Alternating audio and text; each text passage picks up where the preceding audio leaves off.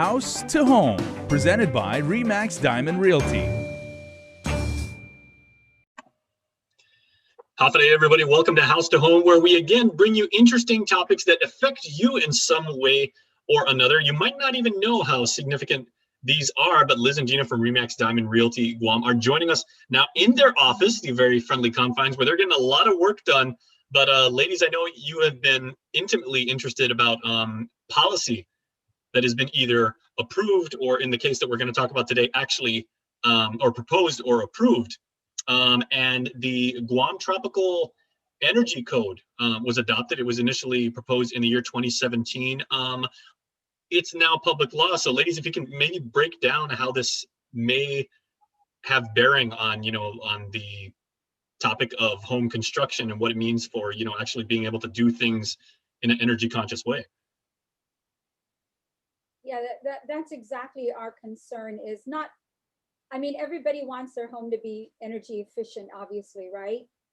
But what we discovered is one of these bills. It's Bill 413-35, which they talked about this in the 35th Guam legislature, and apparently the bill was brought back up, was reintroduced in December, and it when I looked online, it says it was actually reintroduced and it passed on December 23rd.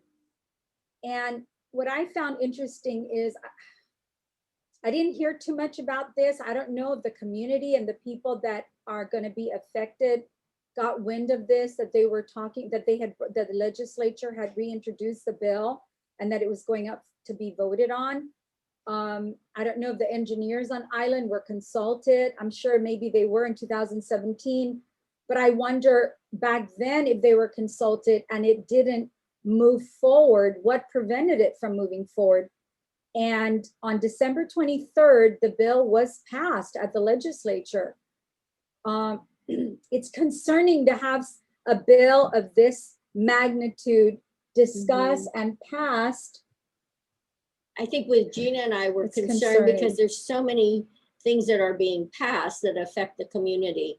And I guess both of us are being more conscious about checking into these bills as they come out and how does that affect the community. So when you pass something that would create more cost measures as a consumer, so if you're building a structure and let's say it's going to cost you $500,000 for a commercial building or $400,000 for a residential home, and if there are all these bills out there that are making energy efficient requirements. I mean, I understand times are changing, technology is changing.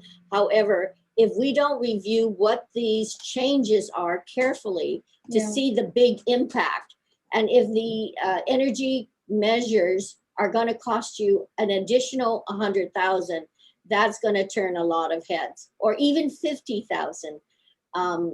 At this point, we're scrutinizing a bit more than we have in the past. And I think our Gina and my point in this show is public beware. Let's all start scrutinizing these bills as they come up, as they're introduced, and even after they are passed. Because I wasn't even privy to the information on this bill, and Gina brought it up, and I go, oh no. And as we start to go through it, there are technical aspects of it, and it's cumbersome to even go through the verbiage. So it's going to take a bit of scrutiny, and we're going to start calling engineers and other people who are in the field to find out what they think and what their input is regarding the verbiage in here and the requirements, because the consumers are going to pay. Now, it actually, I'm paraphrasing the language that's in the bill, but it said basically, the intent of energy efficient systems is to increase the value of property for the homeowner and also to reduce the cost, obviously, of your utility bills. But from your read, does it seem in the short term as if the more immediate effects are on the homeowner themselves or on the vendors of these technical systems? Well, they're pointing to the fact that it's going to increase energy efficiency. But Jason, the cost of implementing, what we're concerned with right now, the immediate concern is the economy is not, we're not in a good situation in the economy. We're not even fully open yet. The government of Guam hasn't fully opened yet. We have businesses that will probably, if we remain on the course we're in now, and even if we just went to 100% open everything up, you still have businesses that are eventually just going to shut down because they're not earning enough money to sustain them. So they cannot remain open much longer. So we see that coming down the pipes. And so to pass regulation right now, which just focuses on energy efficiency for homes, the problem with that is it may increase the value in the long term, but in the short term, if you can't afford to pay for these things right now, then there's another group of consumers who are again not going to be able to build their home for so many reasons. It's like, first it was infrastructure.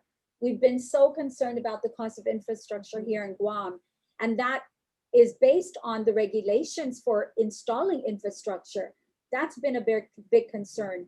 Then our other concern has been the government needs to proactively do something about allowing workers to come in. We have a workforce shortage here on Guam. There's a shortage of construction people.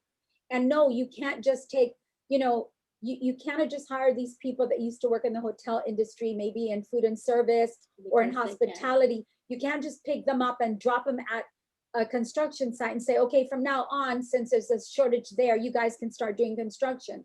No, it doesn't work that way. Well, they've approved to bring in contract workers to do residential homes. But if you really, that's going to take a while. We already have a shortage.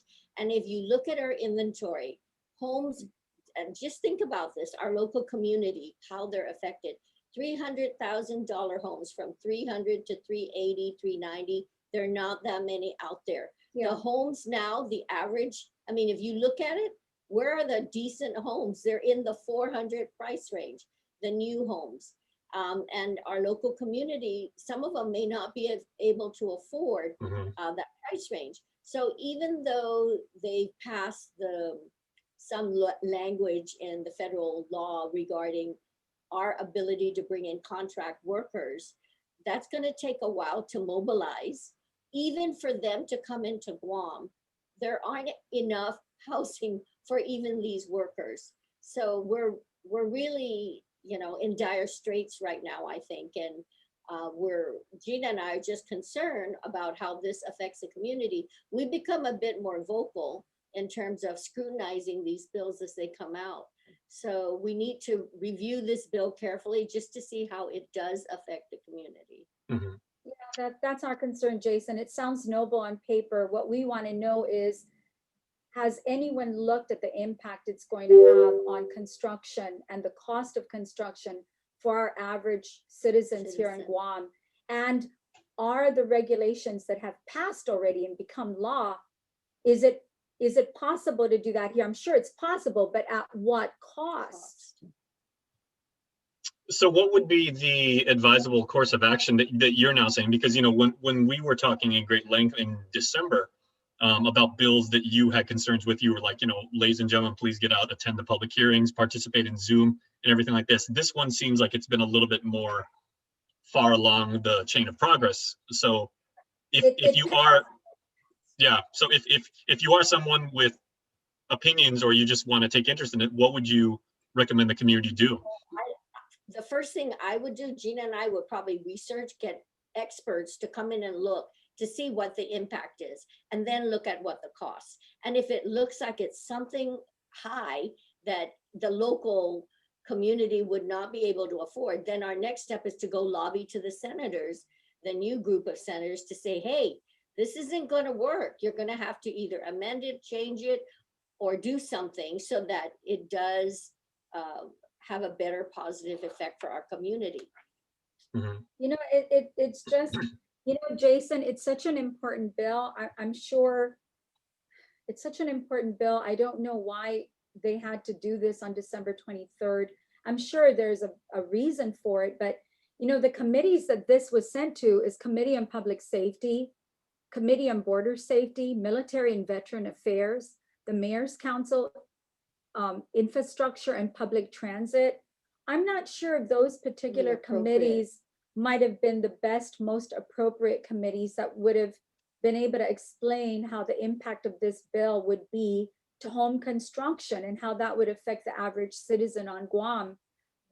Maybe they had, you know, input for sure, but could they translate this bill and say, okay, this bill for an average consumer, it's going to cost them X dollars to build their home because of this bill. And those are the conversations that we want to have, so we could start giving that information to consumers. And the bill is Bill 413-35, and it was sponsored by Sabina Flores Perez, Tina Rose Muñoz Barnes, Joe S. San Augustine, and Jose Piro Terlahi. Those were the sponsors of this bill. And perhaps if anyone is concerned or has interest, they would be the individuals to call. Perhaps they already know what this is going to cost the consumers. We do not, because we just came upon it. So we're going to start doing our research, but they would be if you are concerned, contact those senators and find out how this is going to impact you. Well, the plot thickens, and I would say make sure to tune in subsequent episodes, everybody, because as Liz and Gina said, we're going to bring on architects, engineers, environmental experts, technical people who certainly have a vested interest and some insight on this. Ladies, before I let you go, I just want to say, Gina, true to your Palauan heritage, I love the storyboards behind you. Those are absolutely gorgeous, and you know, apropos to the point of the show, it really gives, you know, your environment like a real sense of home. Yeah, we're all about the environment and preservation, but people first. How many storyboards do you have? And that's at your office. Certainly you have more. You've got 7 at the office, and I'm sure you've got more at the house, right? I've got a few more at the house. I've been fortunate. People have given, I think I've only bought one, and most of them have been given to me by You should see this nice big family members. alligator Oh, one yeah. up here. It's really cool. I've seen the alligator ones. Yeah. Okay. Well, you know, I mean, as a piece of art, they're amazing, but the emotional value and the sentimental value off the charts. I mean, you could not put a price on that. So, thank you for sharing your insight, your expertise once again about real estate, and a little bit more about yourselves and, you know, your own interests. So we appreciate it, ladies. Thank you so much, Jace. Happy New Year. Happy New Year. We'll see you guys next time. Okay, bye-bye.